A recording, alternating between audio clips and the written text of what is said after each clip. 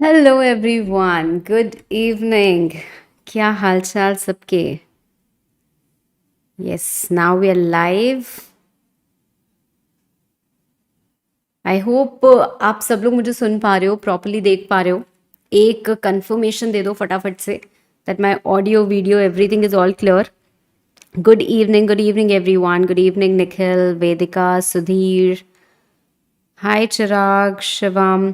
एक बार पहले यार कंफर्मेशन दे दो ना, सब चीज दिखाई दे रहा है, सुनाई दे रहा है।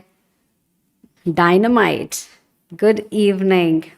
Good evening Soni Jha, good evening Aniket, कैसे हो आप सब लोग? कौन कौन है भाई यहाँ पे जिनके एग्जाम्स एकदम जून 24 में ही हैं और अपने आप को एसेस करने के लिए एक चैलेंज जो मैंने दिया था आपको एक्सेप्ट करने के लिए आज यहाँ पे आए हो? अरे बहुत सारे बच्चे ऐसे भी हो सकते हैं जिनका एग्जाम अभी नहीं है, बट हाँ कहीं ना कहीं थोड़े क्लासेस चल रहे हैं, थोड़ी प्रिपरेशन हुई है, so you are here to have some fun and of course a lot of learning, है ना? Yes ma'am, you're audible and visible. Thank you for the confirmation बच्चों, all clear. Okay, good evening, good evening. ऐसा नहीं, हाँ वही मेरे को लगा कि गलती से मैं गुड मॉर्निंग पढ़ रही हूँ, क्या बच्चे अभी भी थोड़े से नींद में है? Good morning Sam. Actually good morning अब कर ही लो, बहुत कम टाइम बचा हुआ है एग्जाम में। गुड इवनिंग, चलो बहुत बढ़िया। ओके, आर यू रेडी की एक पोल हमने कराई थी जिसमें 2% बच्चे ऐसे हैं जो बोल रहे हैं वी आर नॉट रेडी। अरे यार, एग्जाम्स के लिए तो तैयार देखो कभी भी कोई भी नहीं होता है, बट एटलीस्ट इन सब छोटे छोटे सेशंस के लिए तो तैयार हो सकता है ना, बिकॉज ये हम लोगों को एक तरीके से वैलिडेशन देते हैं, यस चीजें ठीक चल रही हैं, at least we are on the right track. तो क्या किया जाए भाई, सेशन आज शुरू किया जाए? Yes, yes, so we are good to start. देखो भाई, आज का ये जो एमसीक्यू सेशन है, हमारा पहला पहला एमसीक्यू सेशन हम कर रहे हैं जून 24 के अटेम्प्ट के लिए। बड़ा ही इंटरेस्टिंग सा, बड़ा ही मजेदार सा होने वाला है, and it's going to be poll based. ऐसे नहीं कि मैं एमसीक्यू करा रही हूँ आप सुन रहे हो, वहां पे आपका पूरा 100% पार्टिसिपेशन मुझे चाहिए, ठीक है? तो एक पोल क्रिएट करेंगे हम आफ्टर एवरी क्वेश्चन, और उसको फटाफट से आपको पोल बेस्ड आंसर देना है और उसको रैप अप करना है ना। तो रूल नंबर पहला ये है कि अगर आपको आंसर पता है, नहीं पता है तो भी अटेम्प्ट कीजिए, 100% अटेम्प्ट होना चाहिए। दूसरा, आंसर यार चैट में मत लिखना। देखो यहाँ पे हम सब मिलके ना एक दूसरे को नीचे नहीं खींचने आए, we are here to push everyone, right? कि हम भी पास हो, भगवान पहले मेरा भला करे पर बाकी लोगों को भी पास करा दे, है ना? तो सबको यहाँ पे पास होना है, ये हमारा टारगेट है। और पास ऐसे वैसे नहीं होना है भाई, अच्छे नंबरों से पास होना है, कम से कम 70+ तो आए लॉ में, है ना? वरना क्या फायदा ऐसे सेशंस का, है ना? तो इस टारगेट के साथ हम ये काम कर रहे हैं। तो आंसर आप चैट में नहीं लिखोगे, ठीक है? क्योंकि क्या होता है, जैसे ही कोई पोल देने गया और उसका आंसर चैट में दिख गया, यार वो कंफ्यूज हो जाता है। अच्छा अच्छा, मैं तो ये सोच रहा था। So let everyone get a fair chance, right? Explain in English, please, ma'am. Okay, fine, no problem. The questions are going to be here in English only. Even if the explanation is not, I'll try to keep it in English, right? But मुझे पता है काफ़ी सारे students हैं मेरे साथ जो CMA inter के खासकर जुड़े हुए हैं, वो हिंदी वाले ज़्यादा जुड़े हुए हैं, but it's okay. Ma'am, law में बहुत फियर लग रहा है यार। डर लगना ना बहुत नेचुरल है, बहुत ऑब्वियस है, और मैं आपको सच बोलूं, डर लगना बहुत ज़्यादा ज़रूरी भी है। अक्सर जो बच्चे बोलते हैं ना यार मुझे डर नहीं लग रहा, मुझे लगता है कि वो कहीं ना कहीं ओवर कॉन्फिडेंस बच्चे हैं, मतलब ओवर कॉन्फिडेंट वाले बच्चे हैं, है ना? तो ज़्यादा उड़ने वालों को ना एक पल में हमने नीचे गिरते हुए देखा है। वो एग्ज़ाम की घड़ी आई और फिर वो कहाँ से कहाँ पहुँच गए। तो थोड़ा डर अच्छा है, ठीक है? बहुत ज़्यादा नहीं होना चाहिए कि डर के चलते हम पढ़ाई ही नहीं कर पाए, पर थोड़ा डर इज ऑल गुड, है ना? चलो, okay, so we will begin the session, but before we begin, हमारा रूल नंबर 3 तो आपने सुना ही नहीं। Rule number 3 is that first you have to like the session, है ना? तभी तो हम शुरू करेंगे। लाइक नहीं करोगे मुझे कैसे पता चलेगा यू आर विद मी, है ना?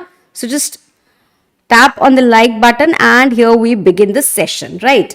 अच्छा, सेशन बिगिन करने से पहले एक चीज और भाई, ये है हमारी एमसीक्यू चैलेंजेस सीरीज। अगर आपने डेट्स और नोट नहीं की हैं so please keep a note of all the dates. Today is 18th May and today we are doing MCQs for industrial laws and ethics which basically covers your 30% of the syllabus, है ना। 15% industrial laws और 15% ethics. उसके बाद हम company law का session लेंगे 20th May का। That means tomorrow you will have a good free time कि पूरा कंपनी लॉ रिवाइज करके आप मेरे साथ 20th May को फिर से बैठ सकते हो और हम लोग क्या करेंगे, एमसीक्यूज वहां पे डिस्कस करेंगे। 22nd May को लाइकवाइज कमर्शियल लॉज का होगा, ठीक है। आज मैं उम्मीद कर रही हूँ यार you have revised well the chapter of all the chapters of industrial laws as well as ethics. So क्या है मैम आज का चैलेंज, क्या है टारगेट जो आप लेके आई हैं? मेरे पास यहां है 60 MCQs. First 40 MCQs are for class discussion जो पोल बेस्ड आज हम करेंगे, and the next 20 MCQs are very easy, mostly they involve की स्टडी मैट के और एमटीपी वगैरह के क्वेश्चन है, तो बड़े आराम से आप कर सकते हो घर पे, ठीक है। तो after the session ends you will be able to do that and you will get good free time कि हाँ भाई कर लेते और करके ही उठना, ठीक है। हाँ, तो आज का चैलेंज है 60 एमसीक्यूज। ओके हाँ हाँ कर रही हूँ 2 मिनट, आज पहला सेशन है, थोड़ी चीजें तो बता देने दो, है ना। ये जो पीडीएफ है फिलहाल मैं शेयर नहीं कर रही हूँ, बट आई विल शेयर। फिलहाल मैं शेयर क्यों नहीं कर रही हूँ? Because I don't want anyone to be occupied कि यहां से जाएं पीडीएफ डाउनलोड करें, ये करें वो करें। The question is very well available and visible on the screen और यहीं से आप इसको आंसर करोगे, ठीक है। After the session ends, you will get the PDF which has all the answers also. ठीक है मैम, ये क्वेश्चंस कहाँ से हैं? There are questions which are specifically from study mat also, MTP also, past year paper also, and a lot of questions which I have incorporated from different, मतलब मैंने जो बनाए हुए हैं from different concepts and I have incorporated them. ठीक है, चलो learn करने की ट्रिक्स ही, we will have more sessions for everything, so just stay tuned और कनेक्टेड रहो। One by one we will resolve all your problems, I will try to resolve all your problems, okay. चलो सब करेंगे, जो कमी रह गई है उसको भी पूरा करेंगे रामचंद्रम, डोंट वरी कि आपका पिछले अटेम्प्ट में क्या गलत हो गया भाई। इस अटेम्प्ट में हम पूरी कोशिश करेंगे कि और चीजें आपकी क्या हो जाएं, सही हो जाएं। तो हो सकता है वी विल फिगर आउट कि भाई क्या आपसे गलती हो गई है ना। सब अटेम्प्ट किया था फिर भी 38 मार्क्स ही आए हैं, नो प्रॉब्लम। अब जो हमारे आगे रोड है वो हमें देखनी है और उसको ही हमें टारगेट लेके चलना है, right.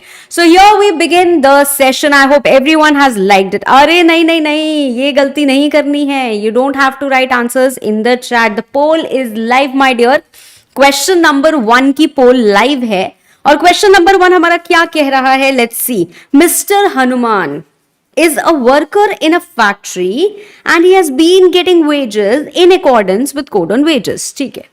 However, for certain reasons, the manager dismissed him on 18th June 2024, which is a Saturday, but his wages have not been paid. By when should his wages be paid? तो थोड़ा सा घुमा के बड़ा ही सुंदर सा क्वेश्चन मैंने design किया है, राइट। तो भाई इसका आंसर क्या होगा? चलो 4 ऑप्शंस दिए हुए हैं, by 21st June, by next Saturday, at the time of dismissal and by 20th June. Please try to recall the provision first. Votes मुझे यहाँ पे आपके दिख रहे हैं but I am not seeing यार, बहुत अच्छे से आप लोग पार्टिसिपेट नहीं कर रहे हो। सबको, जितने बच्चे यहाँ पे देख रहे हैं ना, I want everyone to participate in the vote, है ना। तो कोड ऑन वेजेस जब हम पढ़ते हैं तो कोड ऑन वेजेस में there is a section which is section number 17, जो कि किसकी बात करता है? टाइम लिमिट की बात करता है। Time limit for payment of wages, कितने टाइम पीरियड के अंदर अंदर हमारी जो वेजेस है वो पे हो जानी चाहिए। See if you are a daily worker at the end of the shift, मतलब शाम को शिफ्ट खत्म हुई, पैसे हाथ में आए, निकल लिए। अगर आप वीकली हो तो आपका जो last working day of the week होता है विच इज यूजुअली सैटरडे, तो सैटरडे को आपको पेमेंट क्या हो जानी चाहिए? मिल जानी चाहिए। यहाँ पे जो हमारा केस है वो है डिसमिसल का केस, कि किसी को डिसमिस कर दिया, किसी को हटा दिया, किसी को रिट्रेंच कर दिया, किसी ने रिजाइन कर दिया, तो कब पेमेंट मिल जानी चाहिए, राइट। तो कब पेमेंट मिल जानी चाहिए? मेरे पास अभी तक जितने वोट्स आए हैं उसमें आंसर्स यार बहुत सारे आपने गलत दिए हैं। बहुत 17% स्टूडेंट्स हैं एक्चुअली जिन्होंने आंसर सही दिया है। पता है क्यों सही दिया है आपने आंसर, मतलब क्यों गलत हो रहा है आंसर?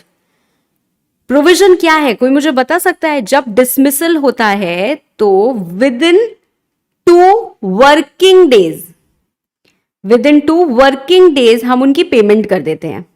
अब विद इन 2 वर्किंग डेज मतलब क्या होता है? 19th को क्या हो जाएगा? संडे हो जाएगा। Is that a working day? No, it is not a working day, right? उसके बाद क्या आएगा? 20 और 21st, ये 2 वर्किंग डेज हुए कि नहीं हुए? 20 और 21st. So ideally the correct answer would be by 21st June, not at the time of dismissal, my dear. ठीक है, राइट। चलो, सो 94 वोट्स के साथ only 20% students who have given me the correct answer. Come on, boost yourself, try to recall all the provision. और अगले question की तरफ बढ़ते हैं, which is a very easy question. तो इसमें आई एम एक्सपेक्टिंग कि कम से कम 90% स्टूडेंट्स तो ऐसे हों जो मुझे यहाँ पे सही जवाब दे, है ना? चलो देखते हैं। If there is a dispute, question number 2, the poll is live. If there is a dispute as to the amount of gratuity payable to employee, the employer shall deposit the gratuity with the, किसके साथ deposit करते हैं? याद करने की कोशिश करो भाई, ग्रेचुटी जैसे ही पेबल होती है तो एम्प्लॉयर का भी फर्ज होता है। एम्प्लॉय जो करता है नोटिस वोटिस एप्लीकेशन वगैरह वो अलग बात है। एम्प्लॉयर का क्या फर्ज होता है? एम्प्लॉयर का फर्ज होता है टू डिटरमाइन द ग्रेचुटी, कि हम डिटरमाइन कर लेंगे and will give the notice to employ as well as to the controlling authority and we have to make the payment within 30 days. But sometimes there is a dispute. So in such situation, what happens is we deposit the gratuity with some authority, और वो inquiry करते हैं और determine करते हैं कि कितना पे करना है और क्या पे करना है। जितनी उनके पास डिपॉजिटेड होती है, मान लो हमने 1 लाख डिपॉजिट की और उतनी ही पे करनी थी तो वो पे कर देंगे। अगर amount of gratuity after all the inquiry निकला 1,20,000 तो वो 20,000 हमसे और लेंगे और फिर पे करेंगे। Get it? तो देखो कितना सही जवाब आप लोगों ने दिया। अरे वाह, चलो 90% तक तो नहीं पहुंच पाए बट लगभग 61%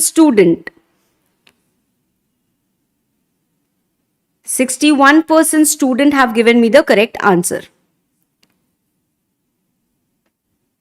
बट मैम 20 को भी दे सकता है क्योंकि Monday is a working day. Of course दे सकता है। बाय व्हेन, क्वेश्चन नंबर 1 में क्या लिखा है? By when should his wages be paid? तो wages should be paid within 2 working days, within 2 working days मतलब 20 और 21st। 20 को तो बिल्कुल दे सकता है बट बाय 20th जून नहीं है ना, क्योंकि 21st को भी दे सकता है। Okay, so you have to understand what the question is asking. चलो अच्छा, I not waste so much of time in explanation because बहुत सारे स्टूडेंट्स यहाँ पे जुड़े हुए हैं। अगर आपको कहीं कोई कुछ रह भी जाएगा तो आप कमेंट्स वगैरह के थ्रू बोल देना, आपको मैं या आपके पीयर्स जो है वो जवाब दे देंगे। Moving back to question number 2, correct answer my dear is controlling authority. Happy to see the progress कि कुछ धीरे धीरे बढ़ रहा है। 60% स्टूडेंट्स ने सही जवाब दिया है। Moving to question number 3।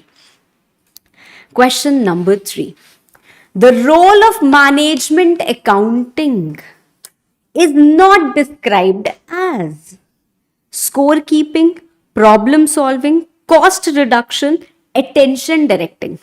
भाई ये क्या है? थोड़ा सा अगर याद होगा तो एक झटके में इसको आंसर दे दोगे और अगर नहीं याद होगा ना तो फिर घूमते ही रह जाओगे। The poll is live for question number 3. Come on everyone, कहां हो? Quick. See, there is a difference between what we call as cost management and management accounting. और usually cost management का मतलब बच्चे समझते हैं कि cost reduction करना है। नहीं यार, cost reduction नहीं करना है, cost को manage करना है। In fact, sometimes we have to incur extra cost. अगर हमें लग रहा है कि हमारी sales ही नहीं हो रही है because लोगों के मन में awareness नहीं है, तो हो सकता है at some places we'll do the cost cutting, but marketing में हम बहुत luxurious तरीके से क्या करेंगे? Spend करेंगे। ठीक है ना? तो cost management is not about cost reduction, first thing. Secondly, here we are talking about management accounting. Management accounting prima facie has 3 parameters या फिर 3 criteria. पहला होता है प्रॉब्लम सॉल्विंग। प्रॉब्लम सॉल्विंग का मतलब क्या है? यार इन्फो मिलेगा, मतलब अकाउंटिंग होगी उससे हमें इंफॉर्मेशन मिलेगी कि अच्छा यहाँ पे लॉसेस हो रहे हैं तो हम क्या करेंगे, तो हम करेंगे स्कोर कीपिंग। स्कोर कीपिंग क्या होता है, मतलब हमने रिकॉर्ड किया कि हाँ ये काम करना चाहिए, उसके एक्शन से क्या आया, and thereafter attention directing, ये पर्टिकुलर फील्ड में यार बड़ा लॉस हो रहा है। तो ये 3 पैरामीटर्स या 3 एस्पेक्ट्स होते हैं हमारे मैनेजमेंट अकाउंटिंग के। सो what is not included over here is cost reduction. Question number 3, 40% students have given me the correct answer. Not bad. Other students, please buck up. देखो कहां गलती हो रही है. ठीक है, चलो moving to question number 4. Let's end this poll and हाँ चैट में मत लिखो यार आंसर. देखो मैं आज की डेट में इस समय जब सेशन हम लोग कंडक्ट कर रहे हैं, आई एम योर एग्जामिनर, और एग्जामिनर के इंस्ट्रक्शंस ना फॉलो करने के ना काफ़ी कंसिक्वेंसेस होते हैं, है ना. तो एग्जाम में ऐसा हमने नहीं करना है. So please follow what I am saying. और मैं तो रिक्वेस्ट ही कर रही हूँ, मैं तो इंस्ट्रक्शन दे भी नहीं रही हूँ. चलो क्वेश्चन नंबर 4, सेल्फलेसनेस. ये ऐसा क्वेश्चन है जो आपके एग्जाम में भी आया हुआ है. Means that the holders of public office should act solely in terms of government interest, public interest, company interest, all of the above. ये जनरल नॉलेज का क्वेश्चन है. I mean somebody who hasn't even read this course, उसके बाद भी उससे किसी से पूछोगे तो वो बता देगा यार पब्लिक ऑफिस कौन होते हैं, हमारे ऑफिशियल्स हैं, गवर्नमेंट ऑफिशियल्स हैं, मान लो पुलिस अथॉरिटी है, कोई भी है, इनको किसके हित के लिए काम करना चाहिए, सरकार के. करेंगे तो हम तो खूब गाली देंगे, है ना. कंपनी के नहीं, they have to work in the interest of, come on. Question number 4, let me see how many votes I've received so far. इसमें भी कुछ बच्चे ना थोड़े थोड़े हो गए हैं इधर उधर, क्या ऑल ऑफ द अबव. देखो इन जनरल इफ आई से कि पब्लिक ऑफिस के ऑफिसर्स को सबके हित में काम करना चाहिए, दैट इज गुड. बट यहां पे क्या लिखा है, सेल्फलेसनेस. तो यार एक प्रिंसिपल है सेल्फलेसनेस, इसका मतलब क्या है, इसका मतलब तो ये है कि इनको सिर्फ और सिर्फ पब्लिक इंटरेस्ट में काम करना चाहिए. So the question answer to question number 4 is option B. ठीक है, चलो 72%, क्या बात है, नॉट बैड. इस बार मुझे लग रहा है कड़ी टक्कर मिलने वाली है जून 24 के एग्जाम्स में. बच्चों की तैयारी तो ठीक लग रही है. Question number 5. Question number 5. Come on, everyone. Subject to the approval of PF Commissioner, withdrawal from Provident Fund may be allowed up to. Now, this question is little incomplete, I would say. ठीक है, क्यों? क्योंकि ये जो withdrawal की बात कर रहे हैं, it is for the case where you are unemployed for more than 1 month. Because हमारे पास Provident Fund के केसेस में क्या होता है, एक withdrawal होते हैं और एक advances होते हैं. विड्रॉल मतलब मैंने पैसे निकाल लिए, मुझे वापस पीएफ में डालने की जरूरत नहीं. और एडवांसेस क्या होता है, जैसे हमने लोन लिया है पीएफ से, हमें वापस उसको डालना पड़ेगा, राइट. तो जो विड्रॉल के हमारे केसेस होते हैं उसमें one of the cases is कि अगर कोई अनएम्प्लॉयड रहता है for more than 1 month, so you can withdraw subject to PF commissioner का हमें अप्रूवल लगता है. ठीक है, कितना आप विड्रॉ कर सकते हो in that particular case, 25% of balance या 100% या 50% या 75%, that is the question. So I think I have explained the question. Good, not bad. Yes. You all are on the right track. बड़ी खुशी हो रही है मुझे ये देख के. Again, लगभग 70% बच्चे जो हैं, they are giving the correct answer. I'm giving you more opportunity. भाई और participate करो, फटाफट से वोट करने की कोशिश करो. And मैं एक बात और बता दूं, फॉर ऑल दोज जहां लग रहा है यार मैम पोल नहीं दिख रही है, या देर से आ रही है, या ऐसा हो रहा है या वैसा हो रहा है, कुछ नहीं करना है, एक पेपर और पेन लेके बैठ जाओ बेटा, और क्वेश्चन नंबर 1 2 3 4 इस तरीके से आपको क्या करना है, लिख लेना है. ठीक है, अब क्वेश्चन नंबर 1 का मान लो आपको लगा कि ए है, तो आपने ए लिख दिया, आंसर पता चला अरे ये तो गलत था, तो इस तरीके से आप पूरा टिक मार्क कर लेंगे, टिक क्रॉस, और लास्ट में आउट ऑफ 40 कितने आपके नंबर आए जो सही थे वो यहाँ पे शेयर करना है ना. 40 में अगर एक नंबर आए तो भी शेयर करना, और 40 में 40 आए तो भी शेयर करना है. ठीक है, हाँ, किसी से डरना नहीं है.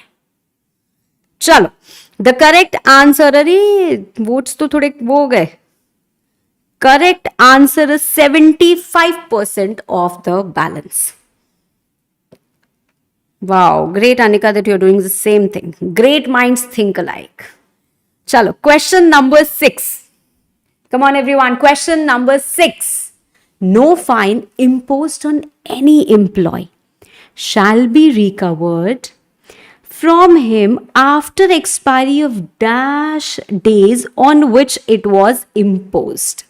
हम कहाँ के फाइन की बात कर रहे हैं? कई बार इंस्टीट्यूट इसी टाइप का क्वेश्चन पूछ लेता है, तो ये भी नहीं समझ में आता है कि आखिर ये क्वेश्चन है किस चैप्टर का. तो यहां पे हम बात कर रहे हैं भाई कोड ऑन वेजेस की. ठीक है, कोड ऑन वेजेस की.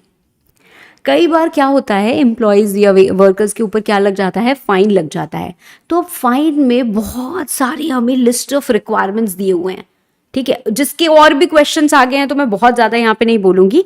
Fine can be imposed only for those acts और ओमिशंस जो कि प्रिस्क्राइब किए हो एप्रोप्रिएट गवर्नमेंट द्वारा.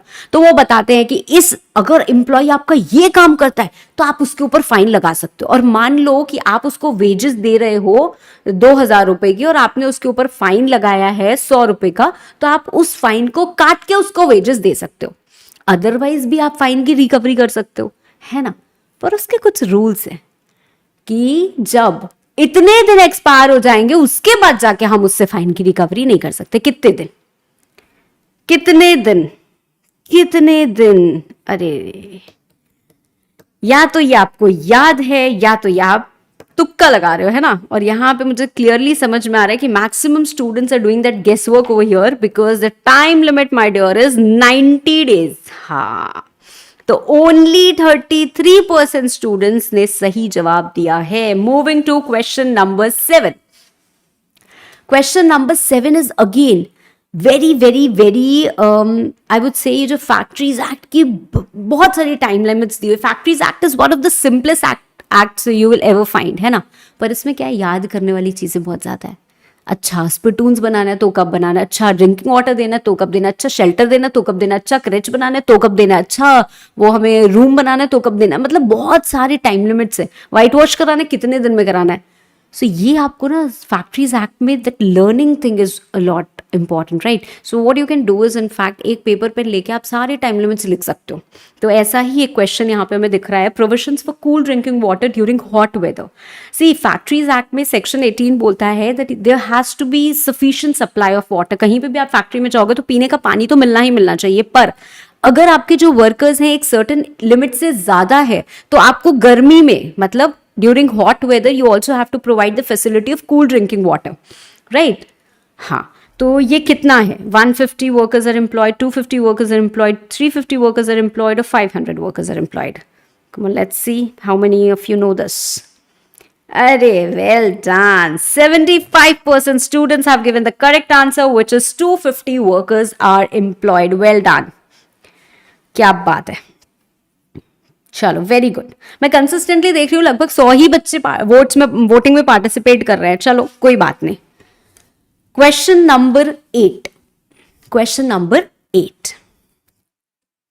Business ethics calls for avoidance of self-interest, competition, monopoly, publicity. 4 options हमें दिए हुए हैं. बहुत सोच समझ के एक अगेन आई वुड से एक जनरल नॉलेज टाइप का ही क्वेश्चन है कि अगर थोड़ी लॉजिकल एबिलिटी के साथ हम सोचेंगे तो हम ये आंसर ऐसे ही मतलब ये क्वेश्चन ऐसे ही आंसर कर लेंगे, कोई दिक्कत ही नहीं होगी. तो देखती हूँ यहाँ पे.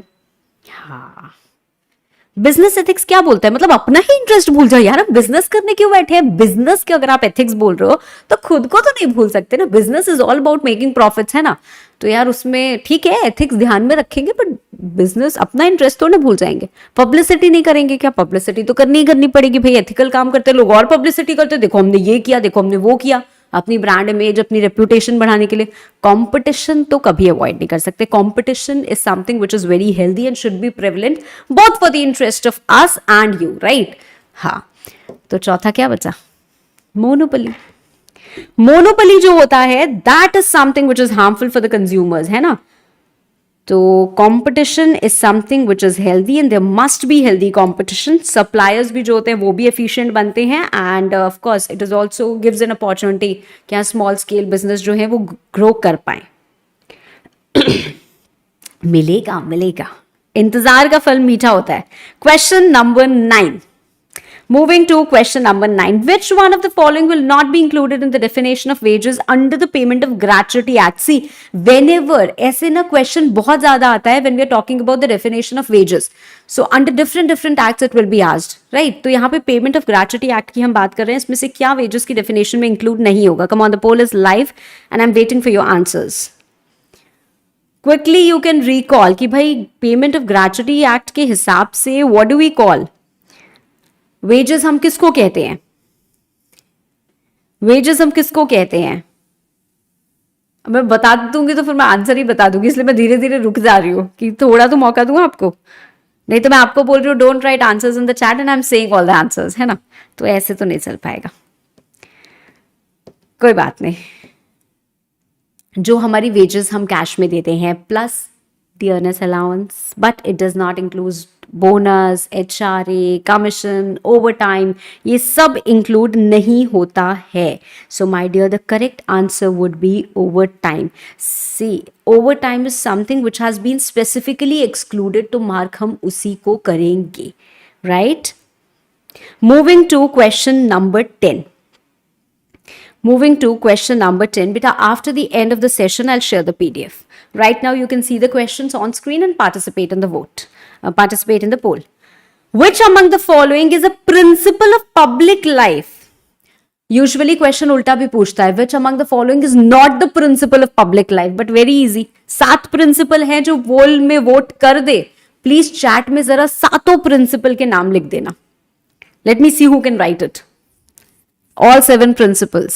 So there are 4 options which are given: consistency, honesty, dedication and commitment. There are total 7 principles of public life. इसमें से कौन सा है? Very easy question. As expected. As expected. अच्छा आप लोग perform कर रहे हो in this particular question. I hope you can also see the poll. चलो आई एम वेटिंग यार, कौन है यहाँ पे? कौन है यहाँ पे? आई वुड से जो ऑल इंडिया रैंक लाने वाला है, जो 80 प्लस मार्क्स लेके आने वाला है, तो कहाँ हो? छुपे हुए क्यों हो? ऑनेस्टी, ओपननेस, लीडरशिप, अच्छा कुछ शॉर्ट फॉर्म में भी आ रहा है, हाँ, सेल्फलेसनेस, इंटेग्रिटी, ऑब्जेक्टिविटी, मैं ही बोल दे रही हूं। चलो, नॉट बैड, हैप्पी टू सी कि आप लोगों को याद है। बट अभी तक साथ के साथ किसी ने एक साथ पूरे फुल फॉर्म वाले नहीं बोले। हाँ, फाइनली वेदिका शारदा का पहला मुझे मैसेज दिख रहा है जिसमें सातों के सातों प्रिंसिपल्स लिखे हुए हैं। Very good. So the correct answer over here is honesty. Amayra Ratam, good good good. चलो, question number 11. Moving to question number 11. Provisions of EPF and Miscellaneous Provisions Act are applicable to cinema or theatre employing. See, when this question has come, I would actually say this to you कि आपको बहुत सारे ऐसे questions मिलेंगे जो आपके study material में in fact दिए हुए हैं, बट वो आपने स्टडी मटेरियल में पढ़ा नहीं है, मतलब कंटेंट नहीं है, क्वेश्चन है।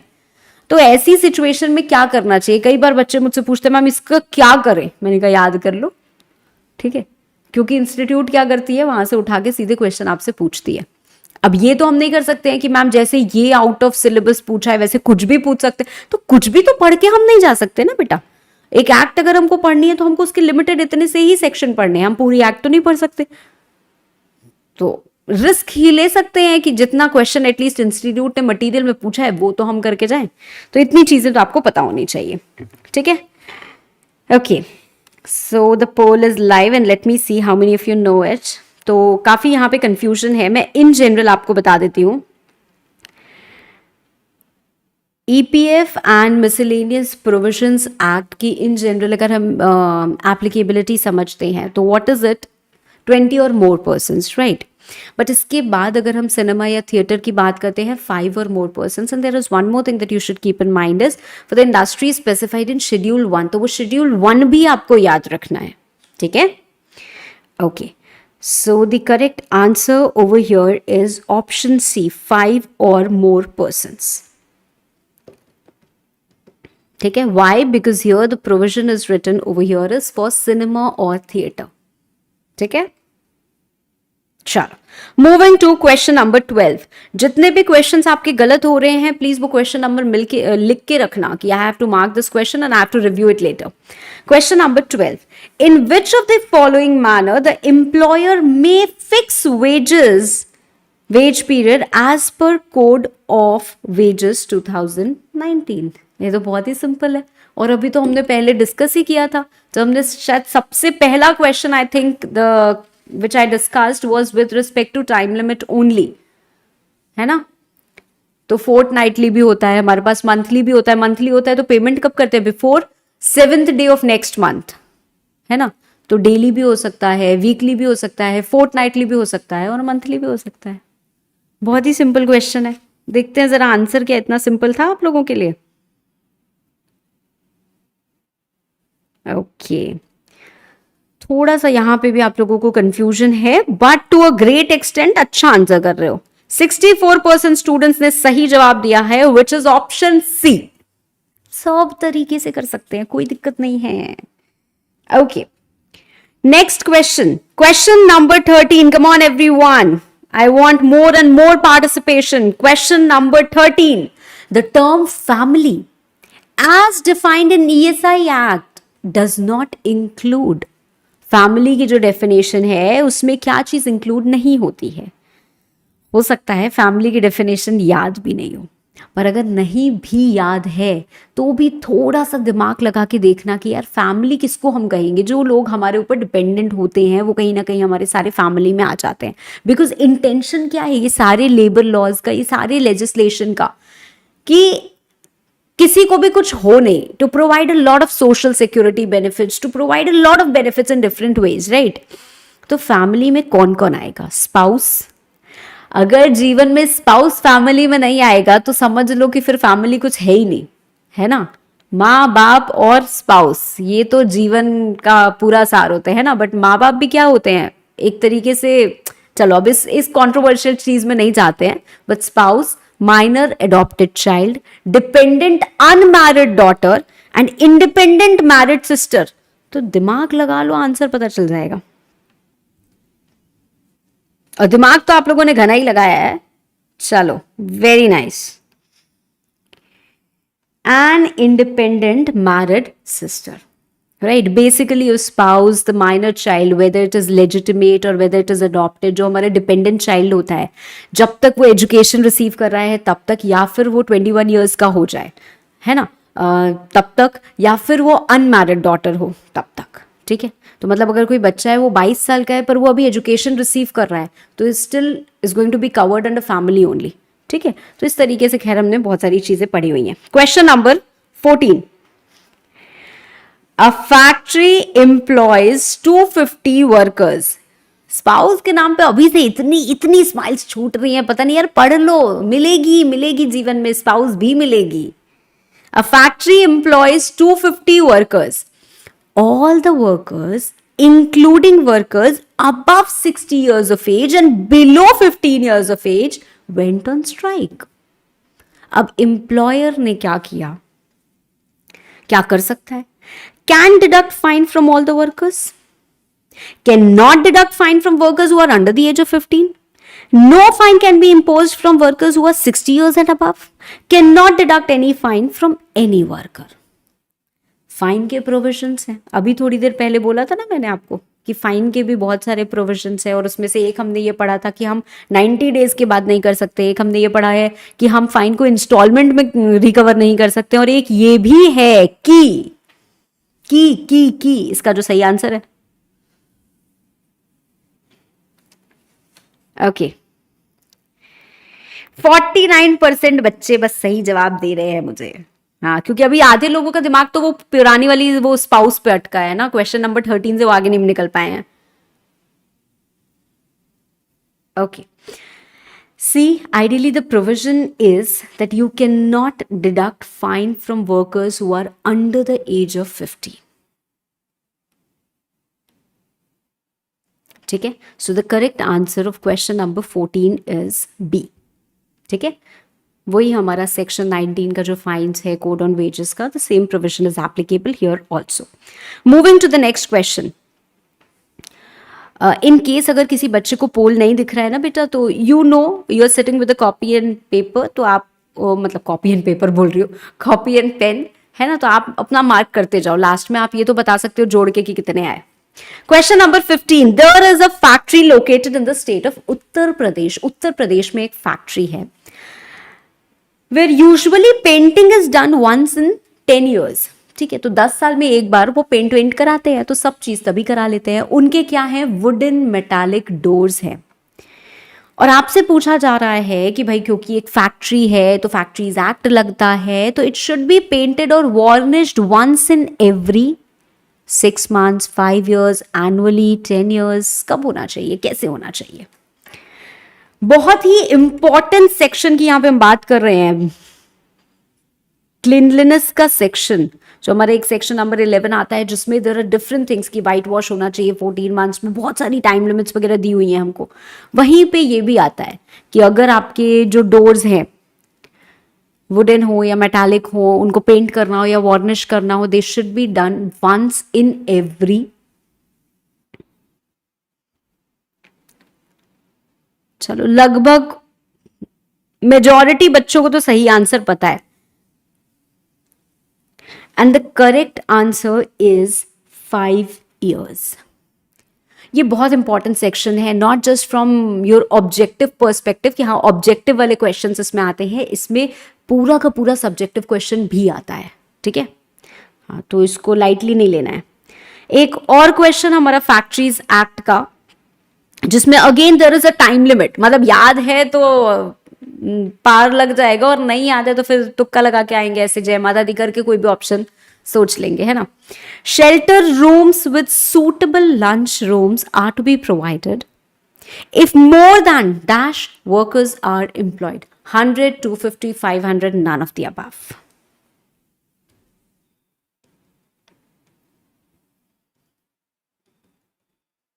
Is it compulsory to mention section in exams, ma'am?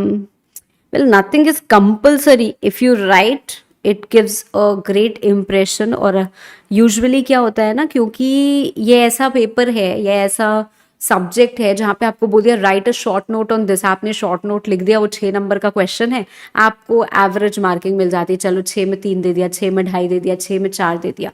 तो जब आप सेक्शन नंबर्स मेंशन करते हो, जब आप अच्छे से प्रेजेंट करते हो, तो आपके नंबर एनहांस होते हैं, बस और कुछ नहीं होता है. So if you remember the section numbers but specifically correct section numbers, quote them. But नहीं याद हो रहा है, मेन प्रोविजन छोड़ के हम सेक्शन नंबर को याद किए जा रहे हैं, तो वो काम नहीं करना है. Provision is any day and any time more important. ठीक है, तो क्वेश्चन नंबर 16 की पोल आ चुकी है. और बड़े ही खेद के साथ मुझे कहना पड़ रहा है कि आप लोगों ने मुझे दिया है गलत जवाब. The correct answer is none of the above. Section number 47 हमें बोलता है that if the workers are more than 150 तो ऑप्शन में ही नहीं दिया हुआ है. Okay, question number 17. Question number 17. अच्छा, मैं बीच बीच में, आप लोग बहुत सारी चीजें मुझसे पूछ रहे हो तो मैं बीच बीच में नहीं बताऊंगी, मैं लास्ट में आपको बताती हूँ, या फिर आप कमेंट्स में ड्रॉप कर देना. After the session ends we will try to reply as many as we can. ठीक है, क्योंकि फ्लो क्या हो रहा है, थोड़ा सा डिस्टर्ब हो रहा है. क्वेश्चन नंबर 17 की पोल लाइव है. The term ethics is derived from a Latin word Ethos which means values, policy, character और behavior. अक्सर सुना है ना, एथिक्स का मतलब क्या होता है मैम, सेट ऑफ रूल्स, वो जो डिफाइन करते हैं ये राइट है वो रॉन्ग है, कहीं ना कहीं हमारे कैरेक्टर को, हमारे बिहेवियर को, सबको शेप करते हैं. बट ये तो हमने नहीं सोचा कि ये इथॉस का मतलब क्या है. वैल्यूज भी हो सकता है, बिहेवियर भी हो सकता है, कैरेक्टर भी हो सकता है, कुछ भी हो सकता है. तो कितने लोग हैं जिन्होंने बेसिक्स से पढ़ाई की है. Ethics is derived from the Latin word ethos, meaning character. Very good. अरे यार, इसको काटना थोड़ी ना है. चलो, question number 17. The correct answer is option C. Great going बच्चों. Question number 18. I can see यार लगभग 100 से 120 बच्चे अब पोल में पार्टिसिपेट कर रहे हैं, तो बड़ा अच्छा लग रहा है. Question number 18. Compensatory holidays are to be availed within dash month. 1 month, 2 months, 6 months, 9 months. क्या है आंसर इसका? अगेन फैक्ट्रीज एक्ट का हमारा क्वेश्चन है. कॉम्प ऑफ की हम बात करते हैं तो there has to be one holiday. I will not specify that because that is what our next question is all about. ठीक है, बट अगर वो हॉलीडे नहीं ले पाते हैं तो उनको एक कॉम्प ऑफ मिलता है. कॉम्प ऑफ क्या होता है? मतलब उसकी जगह आपको दूसरा हॉलीडे मिल रहा है. वो आप कब ले सकते हो?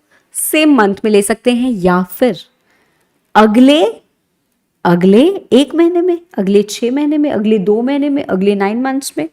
क्या है सही जवाब? The correct answer is in the next 2 months. Question number 18 का correct answer is option B. 40% students have given me the correct answer. और आज के पूरे उसका मुझे लगता है सबसे इजी क्वेश्चन, क्वेश्चन नंबर 19, जो आपको 40 क्वेश्चंस दिख रहे हैं. I think this is going to be the easiest of all. तो फोकस मेंटेन करना है और आज हिस्ट्री क्रिएट करनी है. कर सकते हैं क्या 100% स्टूडेंट्स क्या मुझे सही आंसर दे सकते हैं इस क्वेश्चन का? Weekly holiday shall be first day of the week, last day of the week, third day of the week, none of the above. Weekly holiday कब होती है? छुट्टी कब मनाते हैं यार? हम सब छुट्टी कब मनाते हैं? अब आप लोगों की जिंदगी तो झंड हो गई तो आप लोगों को तो छुट्टी मनाने का मौका नहीं मिल रहा, बट हम लोग छुट्टी कब मनाते हैं? अगर ऐसी जिंदगी जीनी है कि एक दिन हम भी छुट्टी मनाएं तो वीकेंड्स जिसको हम बोलते हैं, है ना? बोलते क्या है? वीकेंड. होता है क्या weekend? No. If you ask a small child, मतलब 5 साल के आप एक बच्चे से पूछोगे कि वीक डेज के नाम बताओ तो वो कैसे शुरुआत करता है? मंडे ट्यूसडे नहीं बोलता है, Sunday Monday Tuesday Wednesday. Fortunately, unfortunately, the first day of the week is Sunday. And that is what our weekly holiday is. तो अरे दिल तोड़ दिया तुम लोगों ने मेरा. वीकली हॉलीडे क्या होता है? वीकली हॉलीडे होता है first day of the week. अच्छा लगे या बुरा लगे, संडे पहला दिन होता है वीक का. That is what is by default the weekly holiday. Although section 52 बोलता है कि ऐसा हो सकता है कई फैक्ट्रीज में कि आप संडे की जगह जैसे वेंसडे हॉलीडे दे रहे हो तो you can give, no problem. You have to notify और उसका एक नोटिस डिस्प्ले पे लगा होना चाहिए, राइट? सो हाँ, फॉर नहीं ऐसे नहीं बोलते हैं यार, तो हमारे बेसिक्स ही गलत है. The first day of the week is Sunday. Okay चलो आज से सही कर लेंगे, है ना? दिमाग तो भगवान ने बहुत दिया है, बस हम यूज नहीं कर रहे हैं. Question number 20. Come on everyone, question number 20. The gratuity is payable to an employ. The gratuity payable to an employee shall not exceed. Ideally, in my opinion, this is an irrelevant question. However, फिर भी आ रहा है, दिख रहा है, इसीलिए मैंने यहाँ पे भी डाल दिया है. बहुत पहले ये चीज़ हमारे पास हुआ करती थी. After that maximum gratuity payable आया था 10 lakhs का अमाउंट. लेटर ऑन अगेन 2018 में जो अमेंडमेंट एक्ट आई थी उसमें क्या हुआ था, ग्रेचुटी, मैक्सिमम ग्रेचुटी पेबल को लिख दिया था कि it shall not exceed the amount as may be notified by CG from time to time. तो करेंटली क्या नोटिफाई करके रखा है? 20 लाख रुपए. So that is what should be kept in mind. But क्योंकि ये क्वेश्चन कहीं ना कहीं फ्लोट करता है and it might be like repeated, so इस पे मैं आपसे जजमेंट नहीं ले रही हूं because this is something that you might not even know, है ना? पर फिर भी the correct answer is 20 months पे. तो बस इसको मार्क करके रखो, कहीं दिमाग में बैठा लो. Technically conceptually you don't have to understand this, right? What you know that is correct. चलो ठीक. Moving to the next question, question number 21. Again question number 21 याद है तो भाई वाह वाह, और नहीं याद है तो लगा लो एक अक्कड़ बक्कड़ बम्बे वो कर लो और किसी भी फॉर्म नंबर पे आंसर मार्क कर दो, है ना? Question number 21. The employer shall display an abstract of the payment of gratuity act and the rules and form number. किस फॉर्म नंबर में जाता है? यू, एच, ओ और एन. यू, एच, ओ और एन.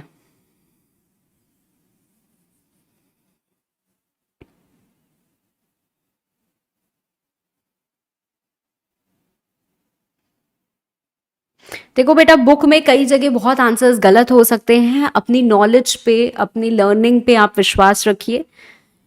ऐसा मैं नहीं क्रिटिसाइज करूंगी कि इंस्टीट्यूट की बुक में गलत लिखे हैं, किसी भी बुक में हो सकते हैं, बिकॉज आखिर में इंसान ही बनाता है, वही टाइप कर रहा है, वही चीजें लिख रहा है, ए का बी हो गया, ऊपर का नीचे हो गया, डजेंट मैटर, ठीक है। तो आपको पता है ना व्हाट इट इज।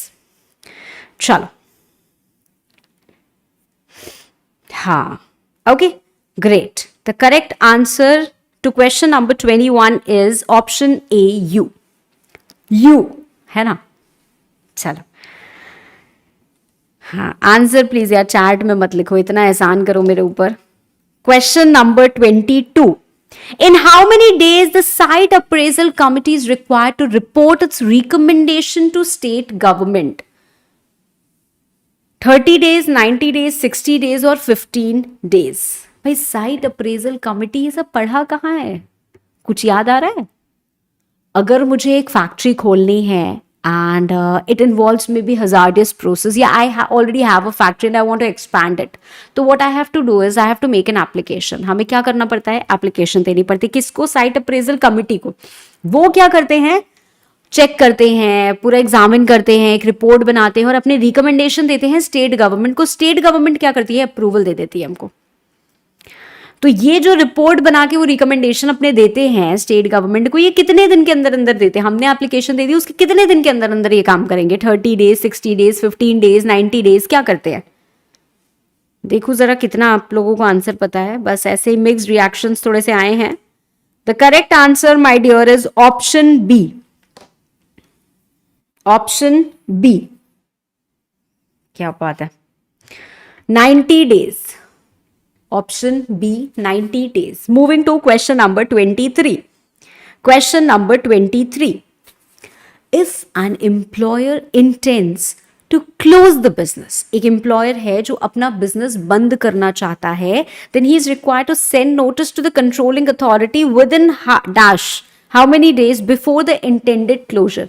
मतलब इतना तो समझ में आ रहा है कि जब आप बंद करना चाहते हो तो उसके आपको कुछ दिन पहले कंट्रोलिंग अथॉरिटी को बताना पड़ता है, ठीक है। I will just write the basics over here till the time you give the poll, ठीक है। तो हमारे पास ये पेमेंट ऑफ ग्रेच्युटी एक्ट आती है, उसमें एक चीज आती है कि जब भी हम खोल रहे हैं business, right, if you are opening और इफ यू आर चेंजिंग और if you are closing the establishment, whatever it be, we have to notify. किसको हम नोटिस देते हैं? किसको हम नोटिफाई करते हैं? To the controlling authority, right. जब हम ओपन करते हैं विद इन 30 डेज, जब हम चेंज करते हैं तब भी within 30 days, but when we want to close it, it is 60 days.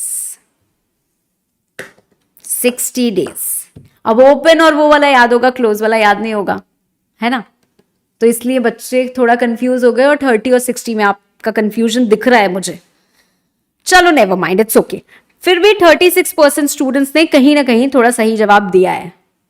Disappoint नहीं होना है, डीमोटिवेट नहीं होना, अरे मेरे तो सारे आंसर गलत हो रहे हैं, भाई एग्जाम थोड़ी ना हो रहा है। अच्छा है ना, एग्जाम बिफोर एग्जाम है, अभी पता चल गया तो अभी हम अपनी गलती सुधार के एग्जाम में यही क्वेश्चंस को सही करके आएंगे, है ना। सो ये एक मौका है, एक अपॉर्चुनिटी है, इसको प्लीज गलत डायरेक्शन में ले जाके डीमोटिवेट नहीं होना है, इसको एक सही मतलब अपने आप को और एक दिशा देनी है, ठीक है। Question number 24. Come on everyone. Question number 24. Which will not amount to service of notice under the rule? बस इतना ही लिखा है, बताओ। ऐसे ऐसे तो क्वेश्चन लोग पूछ लेते हैं। अगेन ग्रेच्युटी का हमारा क्वेश्चन एक रूल 8 आता है, ठीक है। अब ये क्या है? देखो, जब ग्रेच्युटी हमारी पेबल हो जाती है, जो एम्प्लॉय होता है वो एप्लीकेशन देता है एम्प्लॉयर को। एम्प्लॉयर के अपने फर्ज हैं और एम्प्लॉय का अपने, है ना।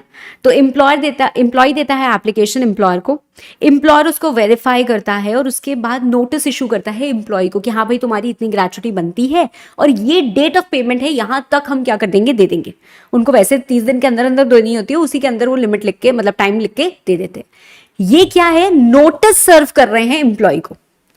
ये नोटिस हम कैसे सर्व करते हैं? There are only 2 modes which have been specified. Only 2 modes which have been specified. और यहां पे हमसे क्वेश्चन में क्या पूछा गया है? Which will not amount to service of notice, मतलब इसमें से क्या सर्विस ऑफ नोटिस नहीं होगा। तो देखिए जरा आंसर क्या आया। नहीं, पर्सनल सर्विस अलाउड है, और दूसरा होता है रजिस्टर्ड पोस्ट एक्नॉलेजमेंट ड्यू। इतना ही लिखा है, बट आइडियली RPAD वाला जो मोड होता है ना, वो हमारा यहाँ पे आता है। ठीक है, तो करेक्ट आंसर क्या हो जाएगा क्वेश्चन नंबर 24 का ऑप्शन सी। कोरियर से अगर भेजेंगे तो it will not amount to service of notice, नहीं माना जाएगा कि नोटिस सर्व हुई है। Question number 25, question number 25, contribution to PF. Contribution to PF का रेट क्या है यार? 12 है कि 10 है? 12 है कि 10 है? The poll is not live yet. Question number 25 की पोल अब लाइव है, आप उसका आंसर दे सकते हो, बट एक सवाल मैंने आपसे एडिशनली पूछा है, कंट्रीब्यूशन टू पीएफ का रेट क्या है? 12% है या 10% है? Who can answer this? Vote तो आप लोग जो दे रहे हो वो दे ही रहे हो। I am also waiting for your chat. Come on come on, कहाँ है भाई? कोई तो जवाब दो। 12%, ठीक है। तो इन जनरल हमारे पास जो पीएफ का रेट है वो 12% है, पर कुछ केसेस हैं जहां पे पीएफ का रेट क्या होता है? 10% होता है। और हाँ, both, of course you can see that, right. तो अगर हम 10% की बात कर रहे हैं तो 10% कहाँ कहाँ होता है? कोई भी स्टैब्लिशमेंट जिसमें less than 20 employees are employed, कोई स्टैब्लिशमेंट जो सिक इंडस्ट्रियल कंपनी है, इनफैक्ट जिसके losses are equal to net worth या मोर देन नेटवर्थ, तो उस केस में, प्लस हमारी जो जूट कंपनी होती है, जो बीड़ी कंपनी होती है, बीड़ी की फैक्ट्री होती है, जो ब्रिक की फैक्ट्री होती है, ये सब पे भी क्या है? ये वाला रेट लगता है। ठीक है, तो यहाँ पे इस पे सब पे ये 10% का रेट लगता है। So all of the above, okay, all of the above. देखो, जूट नहीं पता है, बीड़ी क्या होगी पूछ लूंगी तो बता देंगे। चलो, so let me see how many of you have given me the correct answer. Okay, majority of the students have given me the correct answer. Moving to the next question, question number 26. Come on everyone. Minimum administrative charge. Minimum administrative charge payable by the employer to the fund is 75, 500, 1000 or none of the above. तो 4 options यहाँ पे हमें दिए हुए हैं। Poll is already live. We are talking about EPF administrative charges, right. तो कितना होता है, कितना कम से कम देना होता है? यहाँ पे हो सकता है आपको थोड़ा सा कंफ्यूजन हो जाए if you know exactly the things in detail. अगर नहीं जानते होगे तो कंफ्यूजन नहीं होगा और आराम से आप आंसर दे दोगे। आंसर मुझे दिख रहा है कि most of the students are giving it correct only. In general the administrative charge is 500। However जिस महीने में कोई भी कंट्रीब्यूशन नहीं होता है ना, there is no contributory member, तो उस केस में 75 भी होता है, but you don't have to get into so much of detail, right. ये हमारा क्या है? करेक्ट आंसर है। Question number 26, the correct answer is 500। Maximum बच्चों ने सही जवाब ही दिया है, तो आई डोंट थिंक यहां पे बहुत ज्यादा कंफ्यूजन का स्कोप है आप लोगों को। चलो, very well done.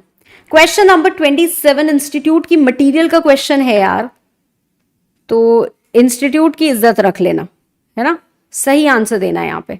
Question number 27, come on everyone.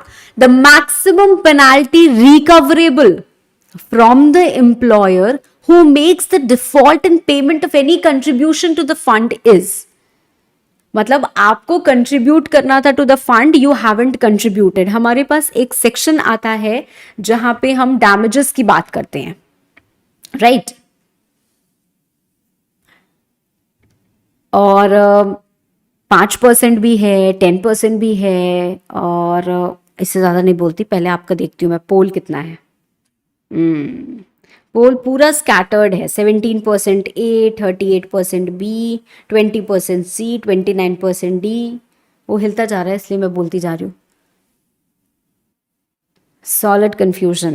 Anyways, mark this particular question because this is something maybe you haven't read actually in the study material, but it is there as a question, so you have to understand this. हमारे पास EPF Act में एक section आता है 32A जहाँ पे damages की हम बात करते हैं। तो वहाँ पे एक छोटी सी बात कि अगर आपका जो कंट्रीब्यूशन है, मतलब अप टू 2 मंथ्स का डिले, अप टू 2 मंथ्स नहीं, लेस देन 2 मंथ्स का डिले है तो 5%, ठीक है, 2 महीने से लेस देन 4 मंथ्स तक का डिले है तो 10%, 4 मंथ से लेके 6 मंथ्स तक का डिले है तो 15%, और 6 महीने से ऊपर 6 एंड अबव का डिले है तो 25%. So the maximum is 25%. ठीक है, चलो let's end the poll and move to the next question. Gratuity के हम नॉमिनेशन की बात कर रहे हैं. Question number 28. Nomination for gratuity is to be made by an employee dash in form dash. So there are two things which are basically asked in this particular MCQ, है ना, कि कब करना है और कैसे करना है. तो पहला ऑप्शन क्या है, इमीडिएटली ऑन हिज अपॉइंटमेंट, मतलब आपका अपॉइंटमेंट हुआ आप तुरंत किसी को नॉमिनेट कर दो और फॉर्म F में करो. दूसरा, आपका अपॉइंटमेंट हुआ after completion of 1 year service, आप किसी को नॉमिनेट करिए इन फॉर्म F. तीसरा, after you are made permanent, मतलब अभी अगर आप टेम्पररी हो तब आप नॉमिनेट नहीं करोगे, वंस यू मेड परमानेंट तब आप नॉमिनेशन करोगे इन फॉर्म U और none of the above. So these are the 4 options that we have. Come on, let me see कितने वोट्स आए हैं अभी तक. चलो, मैं देख रही हूं ना, जो पहले 50 वोट्स आते हैं वो I think the cream lot is voting, क्योंकि वो वोट्स क्या होते हैं, एकदम सही आंसर, एकदम एप्ट आंसर आता है, और बाद में जो वोट्स आ रहे हैं वो थोड़े थोड़े कंफ्यूज्ड हैं अभी. फिर भी 66% students by far have voted the correct answer, जो है ऑप्शन बी. जब 1 साल की सर्विस कंप्लीट हो जाती है तब हम नॉमिनेशन करते हैं, and the nomination is done in form F. Okay, चलो moving to the next question. अगले क्वेश्चन की तरफ बढ़ते हैं. Question number 29. Yes yes, you will get the PDF, don't worry. Question number 29. Withdrawal from PF may be allowed for. अब यहां पे बच्चे हो जाते हैं कंफ्यूज कि मैम विड्रॉ तो मैरिज के लिए भी कर सकते हैं, विड्रॉ तो हम एजुकेशन के लिए भी कर सकते हैं, भाई घर बनाने के लिए भी कर सकते हैं, इलनेस के लिए भी कर सकते हैं, हर चीज के लिए तो कर सकते हैं. तो ये तो क्वेश्चन ही आपने गलत दिया, इसमें तो कोई ऑप्शन ही सही नहीं है. तो एक बार ठहर के थोड़ा सा और सोच लेना. परचेज ऑफ ड्वेलिंग प्लेस का मतलब क्या है, परचेज ऑफ ड्वेलिंग प्लेस मतलब घर, है ना, तो रहने का घर बनाना है. तो थोड़ा सा सोच समझ के जरा बताना कि विड्रॉल ऑफ PF किस पर्पस के लिए अलाउ किया जा सकता है. Again I repeat the same thing which I have repeated before also. There is a difference between withdrawal and advances. तो हमने 2 चीजें पढ़ी हैं, PF से हम क्या विड्रॉ कर सकते हैं और क्या advances from the fund are there.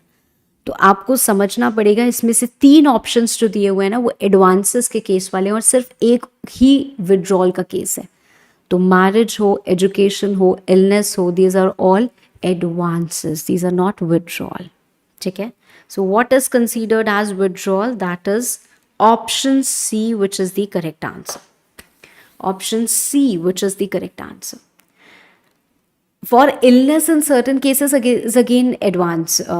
ठीक है, for repayment of loan in certain cases वो विड्रॉल में आता था. तो इन सर्टन केसेस पढ़ के कंफ्यूजन नहीं लेके आना है. ठीक है, so the correct answer my dear for question number 29 is option C. Okay, चलो moving to the next question. Question number 30. Question number 30 I would again say, हो सकता है आपको नहीं पता हो, पर अगर आप यहाँ पे थोड़ी सी अपनी लॉजिकल एबिलिटी लगा लोगे तो आप इस आंसर को सही दे पाओगे. MCQ की खासियत ही यही होती है कि बहुत ज्यादा हमें सोचना नहीं पड़ता है. We are being given 4 options और उसमें से हमें एक सिलेक्ट करना है. तो maybe in most of the cases we can select the appropriate one. So question number 30 क्या है, following can not be nominated for the purposes of EPF act. हम यहाँ पे नॉमिनेशन की बात कर रहे हैं. मैं आपको एक हिंट दे रही हूँ. नॉमिनेट हम किसको कर सकते हैं, यहाँ पे ग्रेचुटी में हम नॉमिनेट करते हैं अपने फैमिली मेंबर को ही. We can not nominate a non family member. हाँ, अगर किसी की फैमिली नहीं होती है तब वो नॉमिनेशन कर सकता है किसी के भी फेवर में, but subsequently if he acquires a family तो वो नॉमिनेशन ही वॉइड हो जाता है and he has to renominate a family member only, है ना. तो अब आप थोड़ी सी लॉजिक लगा लो कि इसमें से कौन ऐसा है जो उसकी फैमिली मेंबर नहीं होगा. उसी को वो नॉमिनेट नहीं कर पाएगा। तो इतना प्रोविजन में जाने की जरूरत ही नहीं है, ऐसे ही दिमाग लगाया तो आंसर मिल जाएगा हमको, है ना। तो question number 30, late me see how many of you have marked it correct. अरे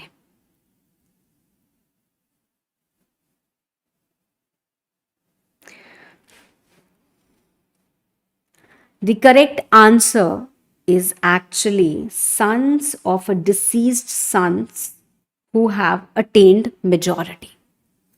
ठीक है, who have attained majority. ठीक है, because they can in no way be dependent on you. ठीक है, because they have attained majority. ठीक है, चलो question number 31. Moving to the next question, question number 31. Come on everyone. बस आखिरी के हमारे 10 क्वेश्चंस बचे हुए हैं।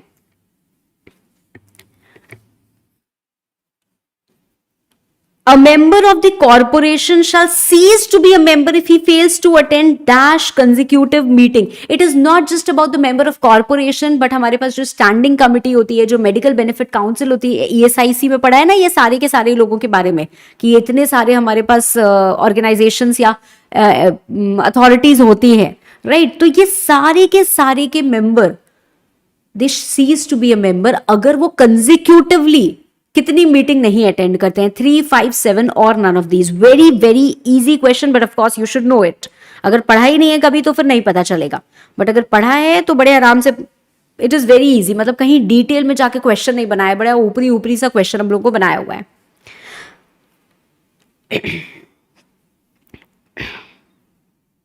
अच्छा, मैंने कुछ गलत कर दिया, आई एम सो सॉरी। चलो क्वेश्चन नंबर 31 के आप लोगों ने बोल दिया, आप लोग क्वेश्चन नंबर 31 का ही, तो मैं रिपीट करती हूँ फिर से क्वेश्चन।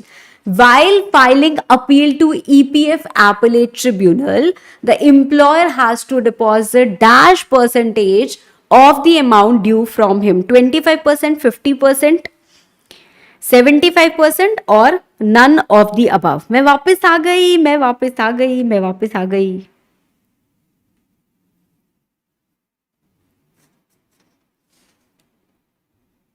हाँ, मैं उम्मीद कर रही हूं कि ये पोल आप लोगों ने उसी हिसाब से दी, और अगर नहीं दिए तो अपने आंसर्स उस हिसाब से ना मॉडिफाई कर लेना, ठीक है। कई बार क्या होता है, हमारे पास डिस्प्यूट होता है, जैसे कि इसके ऊपर ये एक्ट लगेगी या नहीं लगेगी, कोई स्टैब्लिशमेंट है उसको ईपीएफ देना है या नहीं देना है, कंट्रीब्यूट करना है या नहीं करना है, तो अथॉरिटी ने डिसाइड किया, आप उसके एक्शन से खुश नहीं हो, तो आपने क्या किया, ईपीएफ एपेलेट ट्रिब्यूनल में अपील फाइल कर दी। बट ऐसी सिचुएशन में ना वो अपील आपकी तभी एंटरटेन करते हैं जब आप कम से कम 75% जो अमाउंट ड्यू है उसको डिपॉजिट करते हो, उसके बाद आपकी अपील की सुनवाई होती है। So question number 31, the correct answer is option C, ठीक है। 48% students have given the correct answer. हो सकता है आप लोग मेरी वजह से कुछ गलत दे पाए हो, but it doesn't matter, it's okay. Moving to question number 32। Question number 32, question number 32 की पोल लाइव है और आप आंसर दे सकते हो। I have already explained you the question, है ना। तो इसका आंसर आप लोग दीजिए एंड लेट मी सी। मैं थोड़ा सा पानी वानी पी लेती हूँ। Satya Prakash Arya, I studied law for my CA May 23 attempt from you and I passed because of your excellent teaching and conceptual clarity skills. Thank you so much, ma'am. Wow, I'm so happy to hear from you, Satya. Wish you all the very best. Which books are prefer for law? देखो बेटा, in general अगर आप बोलो तो आपका institute आपको study material देता है, आप उससे देख सकते हो। जो अमेंडमेंट्स हैं या जहाँ अपडेशन नहीं है वहाँ पे वो रेफर कर सकते हो। Apart from that there are books which are of various authors, है ना। तो अलग अलग आपको बुक्स मिलती हैं। अगर आपको मेरी बुक्स चाहिए तो आप मेरी बुक्स भी ले सकते हो, ठीक है। तो वो आप देख सकते हो कि आपको जो ठीक लगे, या आप अपने किसी सीनियर से पूछ सकते हो, ठीक है।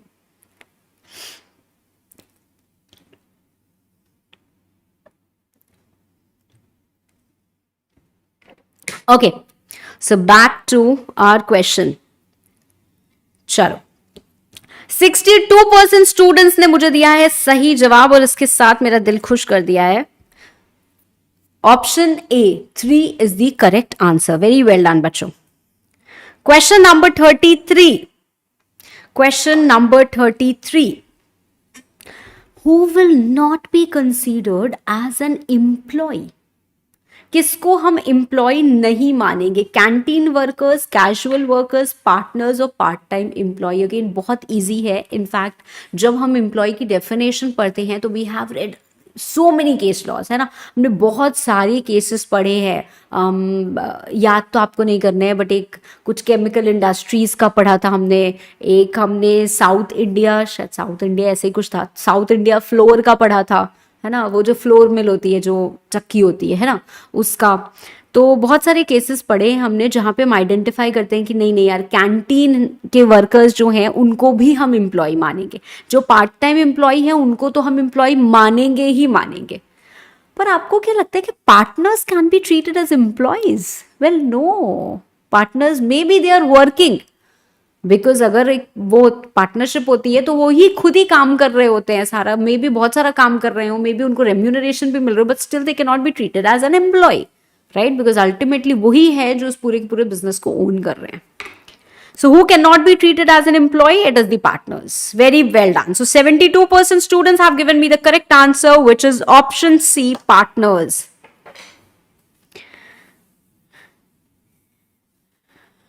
मेरा प्रमोशन मेरे बच्चे करते हैं, है ना, इसलिए मैं नहीं करती हूँ. चलो. Okay ma'am, is it compulsory to write justification for MCQs? देखो, अगर मैं रिसेंटली बात करूं तो जिस तरीके से आया था भाई उस तरीके से मैं बोलूंगी कि बिल्कुल लिख के आओ. 2 नंबर का अगर आपको एक एमसीक्यू आ रहा है यार, उसमें आप जस्टिफिकेशन नहीं लिखोगे तो जस्टिफाइड ही नहीं है कि आपको नंबर मिले, है ना. तो अगर 1-1 मार्क्स का ही आएगा तो मत लिखना, बट अगर 2 नंबर का आएगा तो लिखना, which is expected because they are trying to create some uniformity. अगर मैं इंस्टीट्यूट की बात करूँ तो पहले भाई वो फिल इन द ब्लैंक्स वगैरह भी आपको देते थे. अब एक तरीके की वो यूनिफॉर्मिटी पेपर में सेट करने की कोशिश कर रहे हैं, whether it is at the final level और whether it is at the inter level, है ना. तो जैसे क्रिएट करने की कोशिश कर रहे हैं उस हिसाब से यही लग रहा है कि एमसीक्यूज आएंगे 2-2 नंबर के, और अगर वो आएंगे तो इट इज एडवाइजेबल कि जस्टिफिकेशन लिख के आओ. ठीक है, चलो. Okay, question number 34. अगले क्वेश्चन की तरफ बढ़ते हैं. Question number 34. Come on everyone. The employees provident fund and miscellaneous provisions act 1952 is applicable to an establishment engaged in any industry specified in. इसका आंसर मैंने आपको ऑलरेडी बता रखा है आज के ही इस सेशन में. Schedule 1, schedule 2, list specified by state government और list notified by central government. चलो कोशिश करो और आंसर दो. Let me see how quick a learner you are, क्योंकि मैंने अभी अभी ये चीज बताई थी किस क्वेश्चन में कहां कैसे. अगर आप मेरी बात ध्यान से सुन रहे हो तो आज के आज आपको इसका जवाब मिला है. देखते हैं. जब मैं एप्लीकेबिलिटी आपको बता रही थी, जब हमने सिनेमा और थिएटर वाला क्वेश्चन किया था, तब भी मैंने आपको ये बताया था. देखो प्राइमा फेसी ये होता है, remember?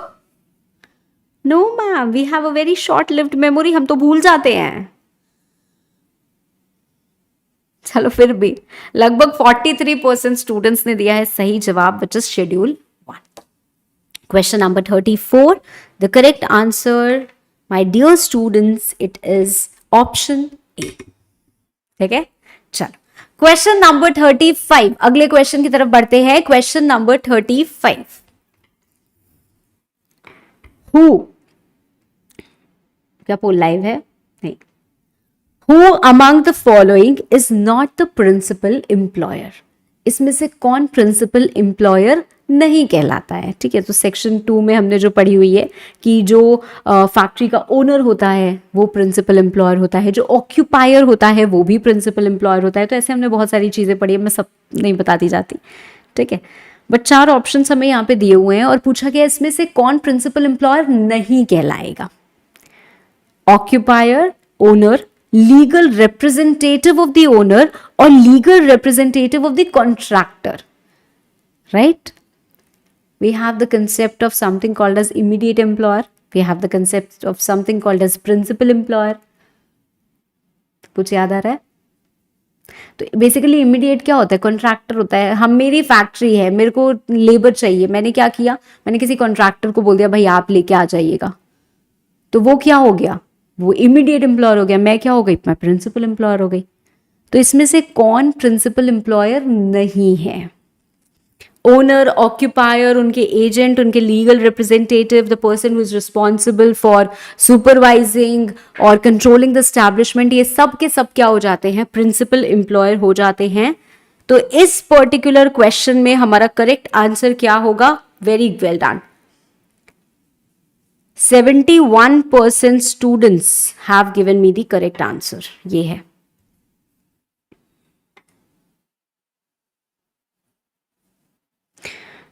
Sejal, it is expected that true, false and fill in the blanks should not come. But of course, if you are well prepared of the subject, अगर true, false भी आएगा, you should be able to do that. Right? चलो, हाँ, section 2 clause 17 है, correct. अरे बाप रे, इतनी डिटेल में डेफिनेशन याद है। चलो, पर बोल सही रहे हो। Okay, question number 36। Seasonal factory is the one which is engaged for a period not exceeding. Question number 36, everyone. Seasonal factory is the one which is engaged for a period not exceeding dash in a year. In an year. ठीक है। Again मैं बोलूँगी कि ये question थोड़ा incomplete सा है। Factories act के हमारा क्वेश्चन आता है, क्योंकि सीजनल फैक्ट्री की अगर हम बात कर रहे हैं तो specifically this particular question we are talking in respect of tea and coffee industry, है ना, तो उसके रिस्पेक्ट में हम बात करते हैं और एक टाइम लिमिट दी हुई है। So tea coffee plus the time limit, that is what seasonal factory is all about, right. तो क्या है, 7 months है, 6 months है, 3 months है, या none of the above?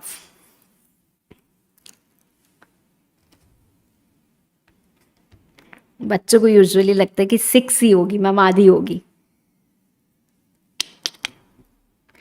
Well, section 2. Again, the correct answer is 7 months.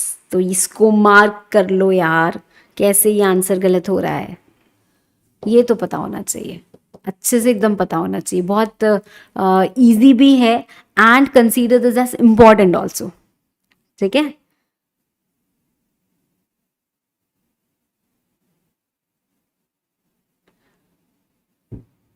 देखो संतोष बेटा, मैं फिर अगेन यही कहूँगी कि कौन क्या कह रहा है ये छोड़ दो, आप बस इतना सोचो कि आपने ऑप्शन लिख दिया और उसके नीचे जस्टिफिकेशन भी लिख दिया, ठीक है।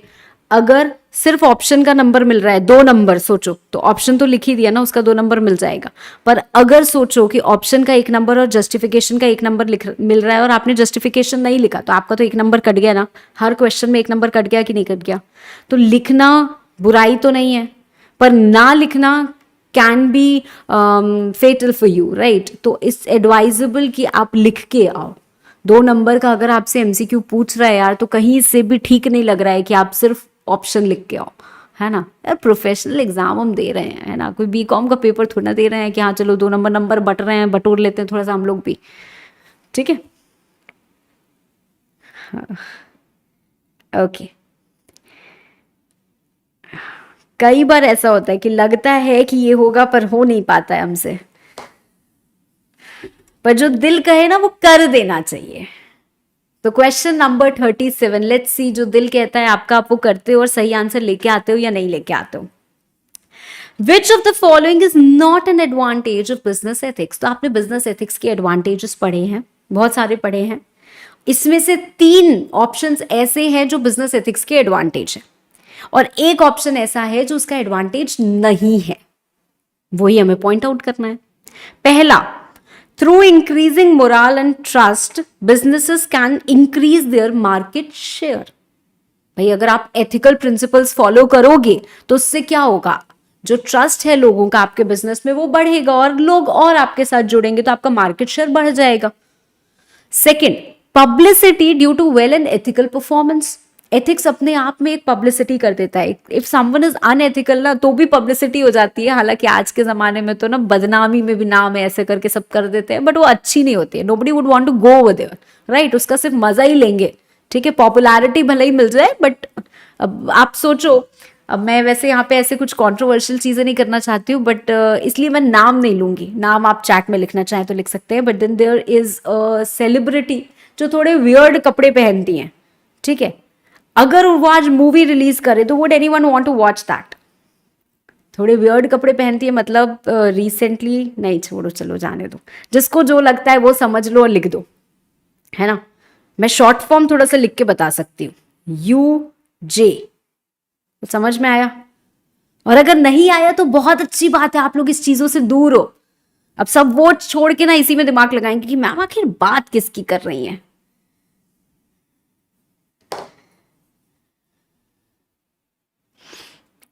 चलो हाँ, वड़ा पाव नहीं नहीं यार, वहां तक नहीं गए हैं हम। हाँ, बस बस बस इतना तो काफी होगा, है ना। So you would not want to go there, maybe she is gaining some popularity और पब्लिसिटी, बट हम जाएंगे नहीं, है ना। तीसरा ऑप्शन क्या है, acceptance of products from the company by public, और चौथा है डाइवर्सिटी इन अचीवमेंट्स। तो सही आंसर आप लोगों ने मुझे दिया है, 63% स्टूडेंट्स ने मुझे करेक्ट आंसर दिया है, which is diversity in achievement. This is not an advantage of business ethics, ठीक है। चल, no, section is not important for justification.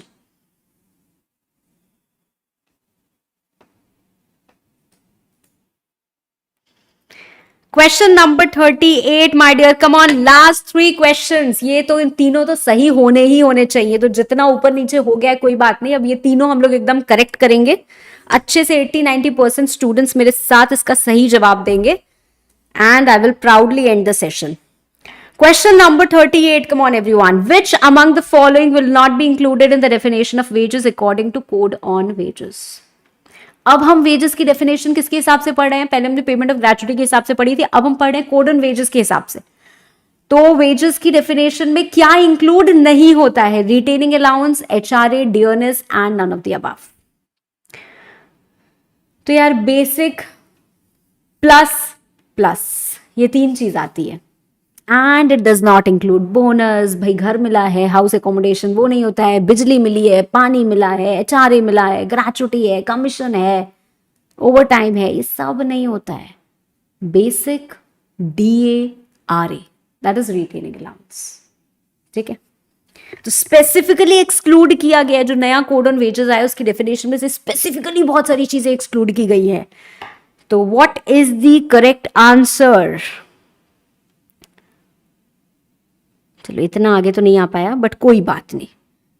Answer please chat में मत लिखिए। 44% students have given me the correct answer, which is option B, HRA, house rent allowance. बस बस बस बेटा, दिमाग थोड़ा सा और पढ़ाई में हम लगा लें। चलो लास्ट 2 क्वेश्चंस लेफ्ट, उसके बाद जिसके सपने देखने हो देख लेना। Question number 39. An employer is liable to pay his contribution in respect of every employee and deduct employee's contribution from wages and shall pay them in a bank within dash days of the last day of the calendar month in which contribution fall due on the way from for any ways period. Basically आपसे पूछा जा रहा है कि भाई ESIC जो contribution होता है वो हम कितने दिन के अंदर अंदर पे करते हैं? 7 days, 14 days, 21 days और 30 days. This is a general thing, सबको पता ही होता है। So ESIC has to be paid within how many days of the following month? कितने दिन के अंदर अंदर पे होता है? 7, 14, 21 और 30। Just give you some time. थोड़ी स्कैटर्ड सी वोटिंग है।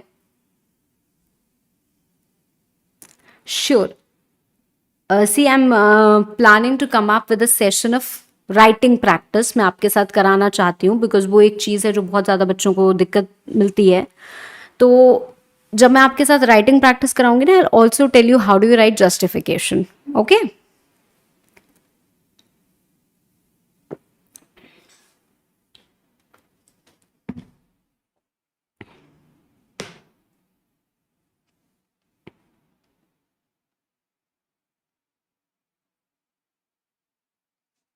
No problem. Well, कितने बच्चों ने वोट दिया?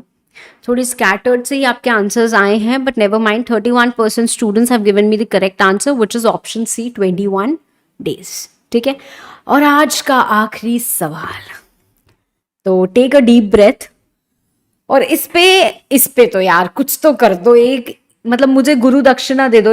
90% स्टूडेंट्स में चाहते हैं, अच्छा चलो 90 का टारगेट थोड़ा सा कम कर देते हैं, और कम से कम मैं चाहती हूँ कि 80% स्टूडेंट्स तो इसका सही आंसर दें. इसीलिए मैंने 40 क्वेश्चन नंबर 40 को थोड़ा इजी सा रखा हुआ है ना. Which of the following benefits have not been provided under ESIC? हमें पता है ESIC में बड़े सारे बेनिफिट्स मिलते हैं. वो क्या हो रहा है, एक तरीके का हमको इंश्योरेंस करा रहा है कि ये होगा तो भी बेनिफिट ले लेना, तबियत खराब होगी तो भी बेनिफिट ले लेना, डिसेबल हो जाओगे तो भी बेनिफिट ले लेना, है ना, अनएम्प्लॉय हो जाओगे तो भी बेनिफिट ले लेना. तो बहुत सारी चीजें हमने प्रोवाइड की हैं इसमें बेनिफिट में. 4 ऑप्शंस दिए हैं, इसमें से एक ऐसा ऑप्शन है जो ESI का बेनिफिट नहीं है, जो ESI स्कीम है बेसिकली उसका बेनिफिट नहीं है. तो out of the 4 options, let's see who can mark the correct one. Disablement benefit, children's education benefit, sickness benefit and funeral expenses. मुझे पता है आप लोग कंफ्यूज हो गए ऑप्शन बी और डी में, एज एक्सपेक्टेड. ओके. चिराग, वैसे तो I should actually scold you कि यार आंसर क्यों लिख रहे हो, मैंने मना किया था. But it's really sweet of you. सबको बता रही हो यार ये आंसर है, प्लीज डाल देना, 100% वोट दे देना. चलो never mind, it's okay. I really appreciate all your sincere effort, सारे बच्चों के. मैं छोड़ रही हूँ, थोड़ा सा और वोट, थोड़ा सा और पुश करो. हाँ मैंने आंसर बता भी दिया है, बट कोई बात नहीं. डिसेबलमेंट बेनिफिट मिलता है, अनएम्प्लॉयमेंट बेनिफिट मिलता है, डिपेंडेंट बेनिफिट मिलता है, मेटर्निटी बेनिफिट मिलता है, सिकनेस बेनिफिट मिलता है, फ्यूनरल के लिए भी मिलता है. यही तो सबसे कमाल की बात है. मतलब फ्यूनरल की एक्सपेंसेस के लिए भी ESI में पैसा मिलता है.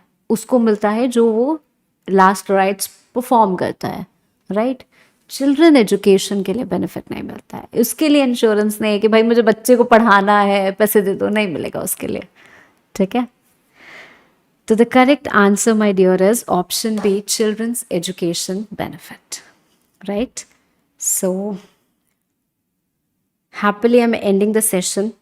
Hope you all enjoyed the session, है ना. अभी हमारे MCQ सेशन, हाँ अभी हमारे MCQ सेशंस ख़त्म नहीं हो रहे हैं. अभी हमें 2 और MCQ सेशन करने हैं बहुत ही बेहतरीन तरीके से. तो मेरा टारगेट यही है और आप लोगों से रिक्वेस्ट यही है, उम्मीद यही है कि कल आराम से अच्छे से आप लोग पढ़ोगे. और ये जो सेशन है ना, जो हमारा 20th मई को कंपनी लॉ का सेशन है, उस दिन आई वॉन्ट कि इससे बेटर परफॉर्मेंस है ना हम लोग क्रिएट करें. तो फिलहाल you can share with me your marks. Thank you, ma'am, for the lovely session and boost our confidence towards MCQs. Great to hear that. और लॉन्ग आंसर्स को रिटेन करने में देखो, हो सकता है आप लोग को बहुत सारी और चीज़ें हों, तो धीरे धीरे अब हमारे एग्जाम के पहले के लाइव सेशंस ऑलरेडी शुरू हो गए हैं and we are going to meet often. और सारी चीज़ें मैं कोशिश करूँगी कि आपकी कवर कर पाऊँ. ठीक है. I got 50%, not bad. We will improve this, Anika, right. Thank you. 25 correct. Not bad. 29 good. Good Bikash. 23, 20 on 40. चलो अच्छी बात है. जितने भी आप लोगों के मार्क्स है, 38, क्या बात है. CMS साहू, चिराग 31, वेरी गुड. वेदिका 32. चलो अच्छा, एक काम आप लोगों को मेरे लिए और करना है कि ये जो लास्ट के 20 क्वेश्चंस है ना, इनको भी अटेम्प्ट करना है. So the total will come out to be 60. And once you attempt this, the session is ending here itself, but once you attempt it, आप कमेंट में ना उसको क्या करो, लिख दो कि मेरे 60 में से मैम 50 आए या 60 में से 40 आए, right. So we will see this कि हाँ आज 60 में से इतने आए हैं, दैट मीन्स इतने परसेंटेज मार्क्स आपको मिल रहे हैं इंडस्ट्रियल लॉज एंड एथिक्स के MCQs में. And then we will see कि कंपनी लॉ में इससे बेटर होता है या इससे कमज़ोर होता है, कैसी प्रिपरेशन है, right. So I will see you all on 20th May, right. Hope you enjoy the session. Once again take care.